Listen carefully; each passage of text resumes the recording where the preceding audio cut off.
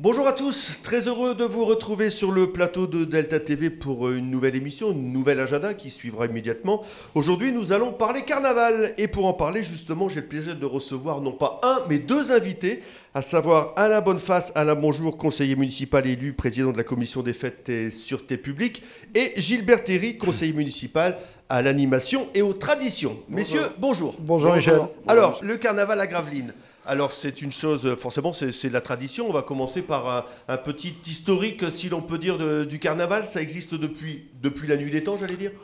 Depuis très très longtemps, n'est-ce pas Gilbert, qui est beaucoup plus âgé que moi. Albert faisait déjà le carnaval aux huttes. Ben, moi, il y a bientôt 60 ans que je fais carnaval sur les huttes. Il y a toujours eu carnaval aux huttes le dimanche et le Est-ce qu'on a constaté une évolution au fil du temps du carnaval? C'est plus les carnavals qu'on a connus des années précédentes, quoi. Qu'est-ce qui a changé?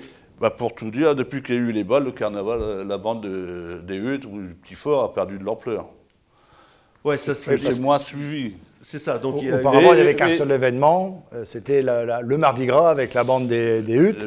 Et c'est vrai qu'avec l'avenue des balles, des différents balles, 6 balles d'affilée, c'est vrai que les bandes ont perdu un peu d'attrait. Et pourquoi il y a autant de balles comme ça? Alors pourquoi c'est quoi? C'est les gens cherchent à faire la fête. Ouais, mais dire avant aussi qu'il y avait pas mal de cafés sur les huttes. Ah, c'est sûr. Après la guerre, il y avait 27 cafés, on n'a plus qu'à 2 cafés maintenant. Ouais. Et le dimanche, le mardi du carnaval, il y avait toujours de l'animation, ça dansait dans les cafés. Il y avait la grande salle chez Victoire. On constate même que ça revient, on voit sur la place Charles-Valentin à Gravelines que les cafés prennent de plus en plus d'ampleur. C'est un événement important pour la bande du centre, là. Les cafés, non, mais même sur les balles. Même les soirs des balles. Les soirs des balles, disons que c'est une des plus grosses, peut-être des plus grosses recettes de... C'est pas la bande aussi. Non, c'est pas la bande. Et la bande, alors, qu'est-ce qui a changé dans la bande? Il y a beaucoup de jeunes maintenant qui vont sur Dunkerque et compagnie. Ouais. Et il y a eu un rajeunissement. Est-ce qu'on constate un changement de population? Est-ce que les anciens, comme toi, j'allais dire, qui fait encore carnaval, il y a une relève qui s'installe? Nous, dans l'équipe des Égomères, il y a beaucoup de jeunes qui nous ont rejoints. C'est bien ça. Il y a des anciens qui ont arrêté, qui ont pris la retraite, pour ainsi dire. Mais il y a beaucoup de jeunes, enfin, c'est nos enfants, beaucoup, qui nous ont rejoints. Ils ont été élevés un peu là-dedans, dans l'équipe. Ils ont toujours connu les Égomères, quoi. Beaucoup de jeunes maintenant. Passage de relais. La relève. Et vous, Alain, vous êtes aussi un fervent carnavaleux? Élevé dans la tradition aussi avec votre père, depuis... Bien sûr, oui. Enfin, moi, j'ai toujours connu aussi le carnaval aux huttes avec l'harmonie municipale parce on animait les bandes, on faisait la musique tous les mardis. Et c'est vrai que ça reste une belle tradition. J'ai la famille qui remonte, les amis qui viennent de la Vienne, de Normandie. Voilà, c'est aussi un moment de rassemblement pour tous les Gravelinois qui sont, je dirais, expatriés. Alors, on parlait des balles tout à l'heure, on va commencer par ça, on viendra au bandes après. 6 balles à Gravelines. Oui. J'allais dire, à chaque fois, il y a de nouveaux qui viennent compléter un petit peu la panoplie, on pense notamment aux boucaniers qui il y a déjà 10 ans. Hein. Oui, non, mais il y a 10 ans. Mais bon, je veux dire, est-ce qu'on est arrivé là avec 6 balles? C'est bien. Oui, c'est bien. Ouais. Il ne faudrait pas un 7e balle, parce que je pense que ça serait trop long. Dire, Déjà, 6 semaines d'affilée, c'est beaucoup. Hein. Il y a de la fatigue. Il y a aussi, au niveau de Gravelines Centre, une perturbation, je dirais, du centre-ville. L'Arsenal qui est pris 6 semaines. 6 semaines. Ouais. La petite montagne, la rue des Poilus, les riverains qui sont quand même un peu, je dirais, impactés avec les balles. Des nuisances aussi. Voilà. Et financièrement, c'est vrai que ça a un coût pour les personnes qui font les 6 balles. Hein. Les chapelles, les balles, voilà, ça a quand même un coût économique important. Mais pour autant, c'est vrai qu'on veut maintenir ces 6 balles et y mettre toujours l'attrait et l'importance que ça revêt parce que c'est aussi, ça nous permet de faire travailler nos commerçants, parce que c'est vrai que les bistrots qui restent ouverts sur la place jusqu'à 3 heures du matin, ils ont quand même beaucoup d'influence dans les cafés, il faut qu'ils débarrassent tout, il faut tout nettoyer le lendemain, et même pour les services de la ville, hein, notamment la propreté urbaine, le lendemain, il y a quand même de quoi ramasser sur la place. Il y a du dégât. Alors il y a une nouveauté, enfin pas une nouveauté, parce qu'ils se sont déjà produits, c'est ces petits baigneurs qui font venir les proutes là. Concert des Voilà. proutes. C'était l'anniversaire un peu, c'est un anniversaire des petits baigneurs, donc ils ont voulu, en accord avec les proutes, parce qu'ils ont des liens particuliers avec l'association, hein, donc ils nous avaient sollicité pour faire un concert sur Gravelines, et ils ont demandé que ça tombe en même temps que les proutes, donc ils se sont entendus, les petits baigneurs et les proutes, et c'est pour ça que le 12 mars, donc exceptionnellement, le bal des petits baigneurs aura lieu le samedi et non pas le vendredi, pour permettre justement de coupler le concert des proutes avant le bal. Donc c'est pour ça que le concert a été calé pour 19h30 avec l'ouverture de la salle à 19h. Il y aura une coupure parce qu'on a bien dissocié les deux événements, c'est-à-dire qu'il y aura les achats de places pour le concert des proutes, les achats des places pour le bal. Ah, le concert ne donne pas forcément droit à l'entrée derrière. D'accord. On a bien, j'ai demandé au président des petits baigneurs, hein, Jérôme Deroy, de bien dissocier les deux événements afin de permettre au maximum de personnes qui souhaitaient assister au concert des proutes et pas forcément au bal, de pouvoir venir quand même les voir chanter.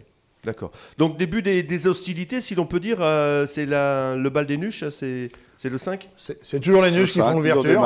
Les petits baigneurs qui font la fermeture. Et voilà, c'est l'ordre qui a été établi parce que quand ils ont fait les premiers bals, et bon, le calendrier s'est ainsi instauré par ancienneté, par respect. C'est eux qui ouvrent le bal. Voilà, donc c'est toujours les nuches au large qui ouvrent les balles.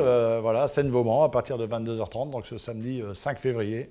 Et le Carnado, ça, vous y teniez, vous Le Carnado, c'est le 16 février. C'est l'école du carnaval qui... C'est ça, c'est exactement ça. C'est l'école du carnaval. C'est aussi permettre aux adolescents et aux même un peu plus jeunes de faire carnaval sans forcément être bousculés avec des adultes dans les chahuts de balles. Et ça permet aussi, et je remercie d'ailleurs toute l'équipe d'Atouville qui s'investit pour former les gens au carnaval, les jeunes, parce qu'il y a des règles à respecter sur le carnaval. Les chahuts, on ne les fait pas n'importe comment.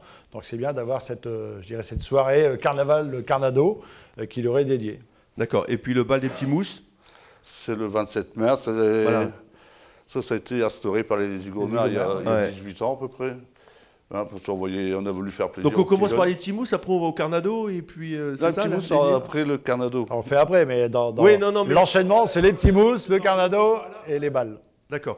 Et puis, nouveauté également, enfin, si l'on peut dire nouveauté cette année, c'est que la bande des Huttes, elle n'est plus le jour de fameux Vischerband de Dunkerque, le dimanche, là, cette année c'est le 7, voilà. Mais elle est couplée avec la bande de Petit Fort, c'est ça ? Voilà, alors c'est pas tout à fait ça. On a supprimé la bande du dimanche aux Huttes parce que justement, on avait cette concurrence avec la bande de Dunkerque, qui est une belle bande, où beaucoup de Gravinois et d'associations gravinoises souhaitaient s'y rendre, et on avait toujours des difficultés à avoir des adultes entre guillemets pour encadrer la bande des Huttes et d'un commun accord avec les associations carnavalesques, on a préféré dire vaut mieux qu'on stoppe plutôt que d'avoir une mini-bande ou qui rassemble 2-3 adultes et quelques gamins pour se recentrer sur le mardi, que ce soit à Petit Fort Philippe ou aux Huttes, avec une bande, j'espère, un peu plus conséquente que les années précédentes.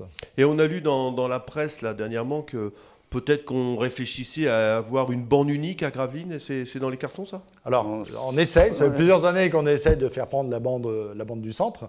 Et cette année, d'ailleurs, avec le concert des proutes, on a souhaité jumeler cet événement. Ah, d'accord. Et c'est pour ça que le départ se fera on essaie d'impulser quelque chose ce jour-là. Depuis les Huttes, pour permettre d'arriver sur la place vers place Charles-Valentin, la place Albert d'Anvers, pardon, pour le chahut final, donc le rivedon final vers 18h, 18h30. Et les gens pourront après se rendre au bal des proutes pour ceux qui le désirent. D'accord, donc on essaie de marquer le coup cette année en disant, voilà, on essaie de faire une bande qui marque avec une bande qui soit aussi en dehors du calendrier des autres bandes, parce que c'est aussi la difficulté qu'on a rencontrée. C'est vrai qu'il y a beaucoup d'événements carnavalesques sur le littoral, je dirais, de mi-janvier jusqu'à fin mars. Donc la difficulté pour nous, c'était aussi de trouver une date où il n'y a pas de bande ailleurs. La place le samedi, généralement le samedi, il y a la bande de Grande-Sainte aussi qui se déroule un samedi, donc il y a peut-être une place. Le 12 mars, on n'a rien. Donc, on devrait avoir que la bande du sang. Quoi. Les carnavaleux vont se rabattre. Normalement, on espère. Ok, messieurs, merci beaucoup. On peut également parler, je voyais, j'ai noté également le repas des Mardis Gras avec les Amis des Huttes. Voilà, et puis je voudrais aussi souligner le bal des Amis des Troisième Âge qui a lieu le 8 février, qui est organisé par Mme Calonne. Et c'est vrai qu'il y a toujours les anciens qui aiment aussi faire carnaval, qui sont là. Ils sont très nombreux d'ailleurs, et on y passe à Seine-Vauban. À Seine-Vauban, avec Monsieur le maire. On passe toujours le lundi en fin d'après-midi, et c'est vrai qu'ils sont toujours fervents dans les chahuts. Au même titre que la galette, quoi. Moi, c'est pas la même chose. C'est un rassemblement rassemblement dansant, quoi.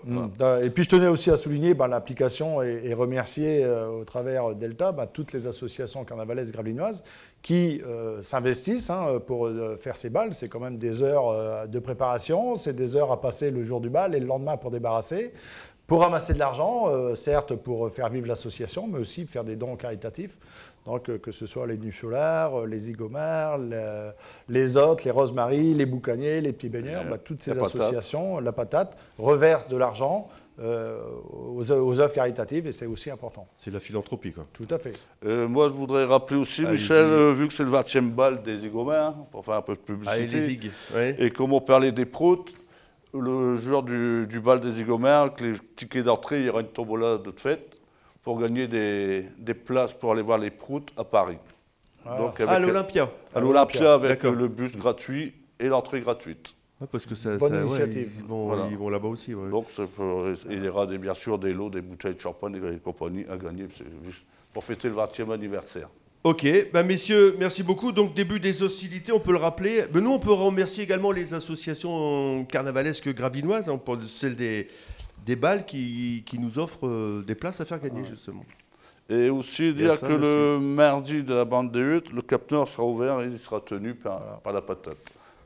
Le Cap Nord, c'était le fief des huttes. C'était le poumon des huttes avant, au moment du carnaval. Ah ouais, le Cap Nord, mes parents habitaient. On mangeait la soupe à l'oignon dans la cuisine et tout. Ok, donc premier bal, c'est le 5 février, les Nuches. Les places, on les trouve un peu partout. Ouais. Et la première bande, c'est la bande c'est le Mardi Gras, c'est ça? La bande à Petit Fort et aux Huttes. Peut-être qu'un jour, on arrivera à n'en faire qu'une. Voilà. Notre souhait, ça serait de faire une grosse bande, de la faire par alternance, une année aux Huttes, une année à Petit Fort. Mais sachant que les hameaux sont pas très très loin des uns des autres, on peut très bien partir des Huttes et puis passer par les gens n'iront pas au pied jusque. Ouais, ça fait un peu loin quand même pour les enfants. Pour les enfants, c'est un peu loin. Mais l'idée, ça serait de faire en alternance, une année là, une année là. Comme ça, c'est fait. Avec des départs différés selon les années, les années paires. Il y a moyen, je suppose.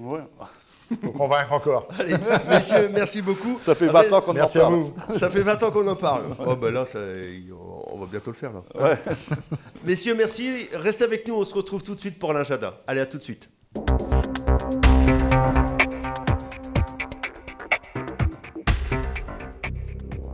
Bienvenue donc dans l'agenda du Sivom pour vous signaler que samedi 30 à 16h à la médiathèque aura lieu une lecture rencontre autour du conte Belle Couette en présence des auteurs justement de ce conte, à savoir Agathe Bod et Toubab. Cette lecture sera suivie d'une séance de dédicace. Pour tout renseignement, je vous invite à contacter la médiathèque, le numéro de téléphone 03 28 51 34 deux fois 03 28 51 34 34. On arrive maintenant dans le carnaval, c'est normal, le 29 janvier à Lonne-Plage, à la salle Coluche, aura lieu la 16e nuit des Huit-Huiches, animée par l'orchestre Oxygène, avec la présence, forcément, c'est un bal de carnaval, du tambour-major, Pouchelot Ier et le renfort des flibustiers. Le prix de l'entrée est fixé à 19 €. Il faut être majeur et déguisé pour entrer. Normal, me direz-vous, c'est un bal de carnaval. Et enfin, toujours au carnaval, du côté de Broukerque, le lendemain, samedi à 15h30, départ de la bande de Broukerque. A noter qu'il y aura également un concours de costumes enfants entre 13h30 et 14h30. Le jet de bonbons pour les enfants sur les coups de 16h45 et pour les plus grands, le jet de hareng à partir de 17h. Voilà, c'est tout pour l'Injada de cette semaine. On se retrouve la semaine prochaine avec un nouveau rendez-vous du mercredi. D'ici là, passez une bonne semaine. Au revoir.